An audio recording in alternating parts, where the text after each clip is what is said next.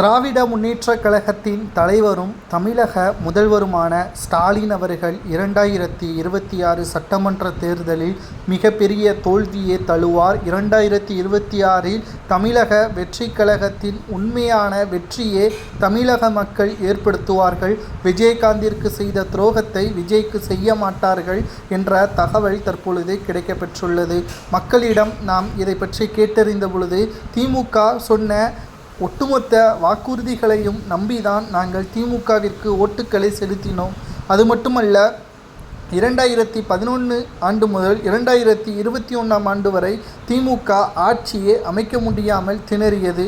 சொன்ன வாக்குறுதிகளை நிச்சயமாக நிறைவேற்றும் என்ற அடிப்படையான நம்பிக்கைகளை மக்கள் முழுமையாக ஏற்றுக்கொண்டதன் காரணமாகத்தான் திமுகவிற்கு வாக்குகளை பெரும்பாலானோர் யார் செலுத்தினார்கள் என்றால் சிறுபான்மையினர்கள் தான். இதனால் திமுக வெற்றியடைந்தது, அதுவும் 3.5% தான். இது மிகப்பெரிய வெற்றியா என்று கேட்டால் அப்படியெல்லாம் கிடையாது.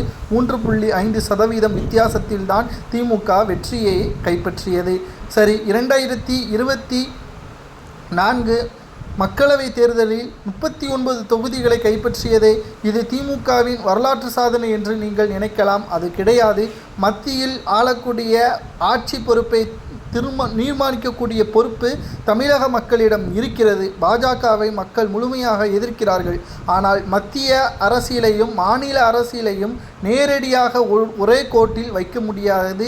மாநில ஆட்சியில் அரசியல் தேர்தல் என்பது முற்றிலுமாக தமிழக மக்களை புறக்கணிக்கக்கூடிய வகையில் திமுகவின் செயல்பாடுகள் அமைந்துவிட்டது. நிச்சயம் தமிழக மக்கள் திமுகவை புறக்கணித்து விடுவார்கள்.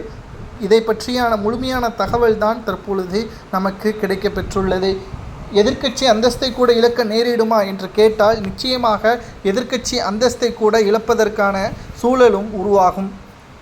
எதிர்க்கட்சி அந்தஸ்து நிச்சயமாக தமிழக வெற்றி கழகத்திற்கு வரலாம் என்ற கருத்து கணிப்பின் முடிவுகளும் நமக்கு கிடைக்கப்பெற்றுள்ளது. பொறுமையாக இருந்து பார்க்கலாம். தமிழக மக்களை பொறுத்தளவிற்கு நிச்சயம் மிகப்பெரிய அளவிலான மாற்றத்தை 2026 சட்டமன்ற தேர்தலில் கொண்டு வருகிறார்களா என்பதை நாம் பொறுத்திருந்து பார்ப்போம். ஆனால் திமுகவின் தலைவரும் தமிழக முதல்வருமான ஸ்டாலின் அவர்களது ஆட்சி கலைக்கப்பட்டு பதவி பறிக்கப்பட்டு நிச்சயம் திமுகவின் மிக முக்கியமான அமைச்சர்கள் சிறைக்கு செல்வது உறுதிதான் என்ற தகவலை நாம் ஆணித்தரமாக கூறலாம். இதை பற்றி உங்களது கருத்துக்களை கமெண்ட் வாயிலாக கூறுங்கள். 2026 சட்டமன்ற தேர்தலில் எந்த கட்சி ஆட்சி அமைத்தால் மக்கள் சிறப்பாக வாழ்வார்கள், பொருளாதார வளர்ச்சி அடையும் என்பதை மறக்காமல் கமெண்ட் வாயிலாக கூறுங்கள்.